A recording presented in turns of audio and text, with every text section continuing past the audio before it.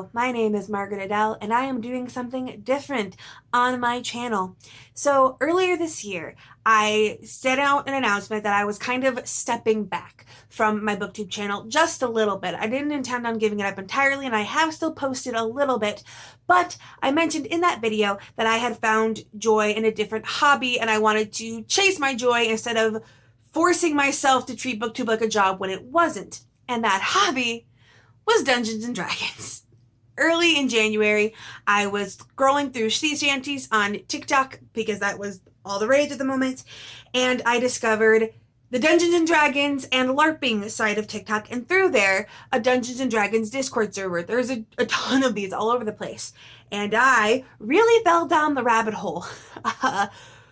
As of now, in October of the same year, I'm an admin on that Discord server, which tells you the sheer number of hours that I have put into it. And it is so much fun. I think a lot of people think that because Dungeons and Dragons requires being social, that it's really terrifying. But when you are in a place, a community where everyone is the same kind of weird as you, it's not nearly as intimidating as you think it might be. But there is something within the community that I really love called statting. Statting is when you take a fictional character from another media franchise, a non-Dungeons and Dragons media franchise, sometimes real people, but I tend to avoid that unless it's like me, my relatives, or like close friends. But you take this character and you try to assign them a race and class based on Dungeons and Dragons. I'm going to give you the most brief overview on the concept for those of you who I know watch literally every video I put out but don't know much about Dungeons and Dragons. So the race is literally your character's species. It is what they are born or made as if you're a Warforged, and that's just their baseline being. And then the class is something they pick themselves, and each class comes with different attributes and subclasses, and it is a whole thing. It is actually a lot. The learning curve for Dungeons and Dragons tends to be a bit of an upswing. But that's kind of why you have to take your time with it, and why I haven't bothered doing this video series before. Because I want to bring more of my love of Dungeons and Dragons and my love of books together. Now, yes, there are Dungeons and Dragons books, theoretically, that I could read, but I actually don't read a lot of high fantasy, because if you've ever played a campaign of Dungeons and Dragons, it's a lot more satirical and relaxed than your average high fantasy novel is. But suffice to say, I would like to begin by taking characters from classic novels. They must be ones I have read, so I might have to force myself to go read more classics, and give them the race class characteristics of Dungeons and Dragons. I will be explaining my picks along the way, but they are going to be very simplistic. Again, I haven't even been playing Dungeons & Dragons for a full calendar year yet, so I will be sticking to mostly just their class and subclass. Every class has different subgenres, if you want to call it, within them. However, in certain cases, where the race is not a recognizable race in our everyday lives, or in fantasy worlds, like if the character isn't already a vampire, an elf, a human, whatever, then I will try to give them one. But if it's like, you know, I'm not going to suddenly walk around saying that Josephine March is an elf. Like, if they're humans in the story, we're just going to say they're humans. Maybe if I'm feeling spicy, I'll say they're variant humans, but like, that's about it. If you're watching this and you know a lot about Dungeons and Dragons, you can feel free to give your critiques and comments in the comments below. However, let me just state ahead of time that statting is an art form, not an exact science. None of these characters have canonical races and classes. Therefore, you really can't have a hard right answer. Now, in some cases, there could be a hard no, but for now, we're going to stick with what I have considered, as I've looked through the different classics I wanted to stat, one of the easiest ones, and that is Frankenstein. This is one of the earliest science fiction novels. I don't think I really have to explain it all that much. I am, however, going to specify that I am statting based on the original novel, not the movies, not any one of the quadrillion representations in media, meaning we are focusing on Dr. Victor Frankenstein and Frankenstein's monster, also known in the story as the Creature.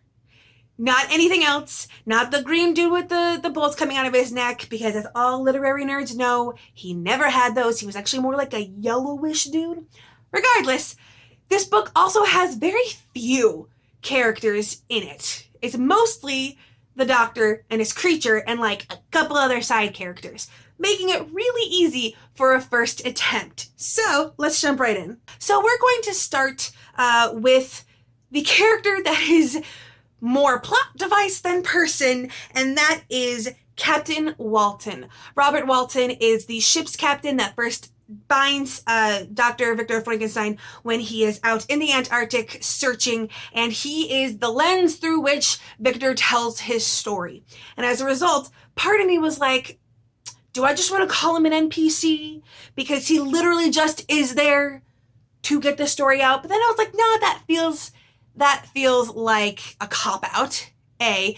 And B, there actually is something that works for him, just not necessarily in the rules as written. That's right, first character out of the gate, we're already getting into Homebrew. And for the D&D newbies watching this, Homebrew is basically when you're like, nah man, I don't just want to use the books that the company has actually released, I want to create my own stuff. And that is, I would say, that Captain Walton, the first character you see, is an Oath of the Open Sea Paladin. Now, the Oath is from Critical Role, the very famous podcast, or I guess live show, whatever you want to call it. At this point, a lot of what they create is often considered as close to canon as anything not released by Wizards of the Coast can be. But Oath of the Open Sea, it's actually one of my least favorite Paladin oaths because it comes very close to being Manifest Destiny, but it is all about exploration and going and charting your own course and boats. So the captain of the ship, being an Oath of the Open Sea Paladin, even though his ship spends most of the book trapped, seems to fit. The captain is also supposed to be like the moral foil to Victor. He's supposed to highlight a lot of Victor's failings as a person, although to be fair, like almost every other character in the book is to highlight Victor's failures as a person. You're really not supposed to think he's a good guy at the end of this. But yes, Oath of the Open Sea Paladin. Editing, Margaret. I just realized that I forgot to actually state what the god he's following is, and that would be Nord. I went with the basic Norse god of the sea for the Oath of the Open Sea Paladin. I'm not trying to do anything too out of the box here. Another side character that we were going to go through, which again, you might see a theme here. I do have a specific class that I main, and that is Henry Clerval. This is a friend, another sciencey friend of Dr. Frankenstein's, who is renowned for being a very loyal friend. So I am saying Oath of Devotion Paladin. Again, the focus of the character is very much on the morality. He very much tries to bring Victor back to himself to keep him off the path that he's on. And also there is a sort of common understanding, at least that I have seen within the community, that the Oath of Devotion, as it is in the books, does not necessarily have to be to a deity. It can be any kind of devotion to get those same magic powers. So in this case, we could say that Henry Clerval's devotion is as a friend, that he is what is commonly referred to as an atheistic paladin. Not that anyone in the Dungeons and Dragons universe believes the gods don't exist. They very canonically do exist, but an atheistic paladin is one that doesn't actually follow the gods. They follow the oath purely. And in this case, Henry is an oath of devotion because friendship is magic. All right, going through the side characters. Next, we have Elizabeth, the rather generic love interest. Yet another character meant to be exceedingly moral and upright, but really just there to show how much of a jerk Victor is. And so I thought that I would give her one of the most generic, I am a good, caring, loving person classes in the entirety of Dungeons and Dragons, and that is a life cleric. It is the cleric most known for healing, most known for being nurturing, and she in the book is renowned for being like particularly affectionate and particularly caring. And does that save her from being killed because of Victor's hubris? Of course not, because this is a morality tale, hence why there are so many paladins and clerics in my statting. Yes, I mained them. I just love wearing pendants, but that is not the point.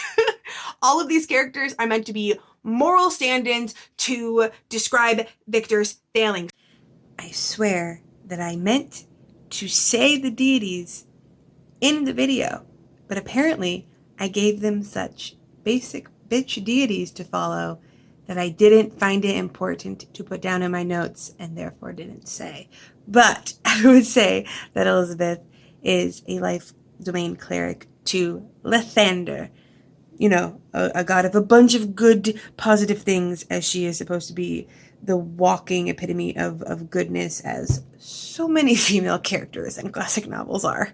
Now, the scientist himself, let's look at that. What would he be? Now, your first instinct might be necromancer, because he's bringing the dead to life. But I would argue that he is not bringing a previously whole dead body back to life, but creating a new one. So he is in fact creating life, and he is using science to do it. Therefore, I would say he's an artificer. The specialty would be alchemist, mostly process of elimination. A lot of the other specialties of artificer tend to focus a lot on like weapons and armor and that kind of thing, and he doesn't really care about any of that.